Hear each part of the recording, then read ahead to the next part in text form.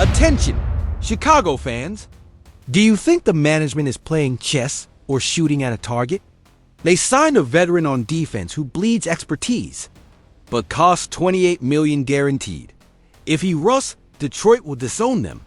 We need to know. And that's not all. They shelled out $42 million on a center who was languishing on the bench in 2024. Will he protect Caleb or bury him again? But wait, the bombshell. An edge rusher with 16.5 sacks in 3 years. And they gave him $48 million. If he doesn't hunt quarterbacks, the pass rush will be a joke. Listen up. This offseason is a deadly gamble. If they fail, the NFC North will swallow them whole. What will they do with the draft? The future of the franchise is at stake. Activate the bell, Bears Nation, or regret it when it's too late. This is history, Bears fans. What's happening in Chicago, folks? Did they just make a defensive move that will change the destiny of this franchise? I'm telling you, they're coming in hot. Look, Ryan Poles isn't messing around. First they blow up the offensive line. They brought in Joe Thuney, a beast with 3 Pro Bowls and an elite center. Why? So Caleb Williams doesn't end up in intensive care after 68 sacks in 2026, you get me? But now, boom, they signed Grady Jarrett, the Titan from the Falcons. 3 years, $43.5 million, $28.5 million guaranteed. What does Jarrett bring? 496 tackles, 36.5 sacks, and 2 Pro Bowls in 10 years. In 2019, he was All-Pro second team, and also nominated for the Walter Payton Man of the Year. Is anyone else obligated to shout "Bear down"? But listen to this. He's 32 years old. Will he hold up? In 2024, he only had 1.5 sacks. Are they paying for past glories? Serious question. Chicago's defensive line was weaker than gas station coffee. Montez Sweat barely had 5.5 sacks in 16 games. Do you know what Aiden Hutchinson did in 5 games before getting injured? More than him. That's not normal.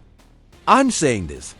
Jarrett is a leader, yes, but he's not the magic solution. They need pressure.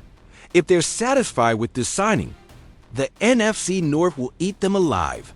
Detroit has that brutal offensive line. Green Bay, those young guns. Chicago needs more. And the cornerbacks? That's another topic. Now, my verdict. Poles is building from the trenches. It's smart. But it's not enough to sign veterans. Where are the young edges? Who will complement Sweat? Either we pray for the draft to bring us a monster, or this is bread for today and hunger for tomorrow. And the question of the day, do you think Grady Jarrett is the definitive piece for the defensive line? Or does Chicago need a more aggressive move before the draft? I've got news that's going to shake up the NFC North. Do you think the Chicago Bears are playing big or becoming big? Because they just signed center Drew Dalman for $42 million. A contract that makes him the second highest paid center in the NFL. And you know what? This is either brilliant or a colossal mistake. Let's analyze it without mercy. First, who is Drew Dalman? A 4th-round pick from 2021 who earned his spot in Atlanta with a 78.8 PFF grade in 2024, but only played 9 games due to an ankle injury. Injuries? That's a red flag, folks. But when he played, his run blocking gave Bijan Robinson a jump from 3.7 to 12.7 in expected points. That's dominance. Now, the Bears? Did they pay too much? Let me tell you. $28 million guaranteed for a center who hasn't had a complete season since 2022. Is it worth it? I think so. Why? Because Chicago can't afford another disaster like 2024, where Caleb Williams was sacked 68 times. 68. That's sabotaging your franchise. Plus, Dalman is 26 years old. He's in his prime, and is 79.8 in run blocking, top 5 in the NFL. That's what they need to revive a ground attack that was 25th in the league. Can you imagine? Dandra Swift running behind this guy, IT could be a massacre. But watch out. Are they going to rely on a center coming off an injury? What if he breaks down again? Ryan Poles is betting $42 million that he won't. And here's my point. The Bears aren't rebuilding. They're attacking. With Thuney, Jackson, and now Dalman. 3 new starters on the line. Ben Johnson has a well-L to protect Caleb. Final grade, I give them an A.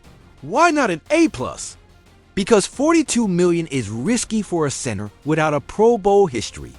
BUT, Chicago needed a leader on the line. And Dalman brings youth, aggression, and elite blocking. It's a statement of intent. And now I ask the fans. Do you think Dalman deserves to be the second highest paid center? Or are the Bears desperate to save Caleb Williams?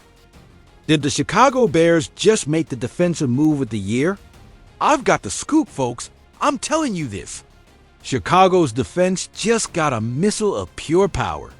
Moments after bolstering the offensive line with Drew Dalman, they signed a predator. Coming to hunt quarterbacks. The name? Deo Odeingbo. The contract? 3 years, $48 million.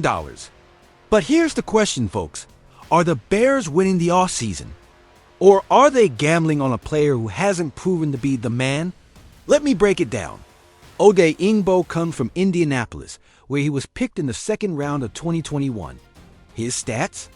61 games, 19 of them as a starter, 106 tackles, 46 QB pressures, and 16.5 sacks.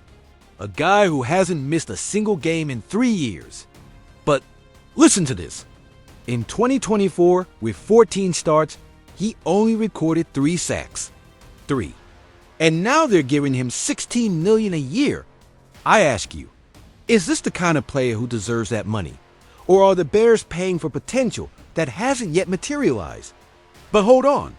Here's the detail that no one can ignore. Montero. Sweat, the beast of Chicago, has been carrying the defense alone. What was happening? Opponents were double blocking him, and the rest of the line wasn't a threat. Now, with Odeingbo, a guy who, according to NFL.com, is a ball of pass rushing energy, with 34 pressures and sacks combined in 2 years, the equation changes. I'm telling you this, if Deo can capitalize on the attention Sweat draws, this duo could be terrifying. Imagine Sweat on one side, Odeingbo on the other, and a defensive coordinator unleashing them like hyenas. Sounds good, right? But let's not celebrate just yet. The key question is Deo ready to be the luxury complement that Chicago needs? Or, as one anonymous analyst said, he's good. But is he $16 million good? And here's my strong point. The Bears aren't settling. This is not the last move. If they sign Odeingbo, it's because more are coming. They're looking to build a defensive line to remember in the NFC North. A championship? Maybe not this year. But they're planting the seeds. Now I ask the fans, do you think Deo Odeingbo deserves this $1 million contract? Or is it too high a bet for a player who hasn't yet broken out? What's up, Bears family? Before we move on, we need your voice in this barrage of news. First, Chicago has been linked with Grady Jarrett to strengthen the defensive line. But do you think he's the last piece we need? Or should the Bears hit the market more aggressively before the draft? Second hot topic, Dalman's contract. If he seals the deal, he'd be the second highest paid center in the NFL. Does he deserve that title? Or do you think management is desperate to protect Caleb Williams at any cost? And we can't ignore Deo Odeingbo.